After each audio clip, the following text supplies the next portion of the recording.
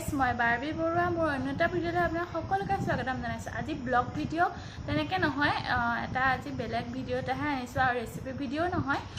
মই এটা magic cup order কৰি আনিছিলো কেনেকেনো মেজিক কাপটো ফটো ওলাই যায় চাবচোন মেজিক কাপটো যদি চাই ভাল লাগে তেন্তে মোক কমেন্ট কৰিব মই আপোনাকক লিংকটো দি দিম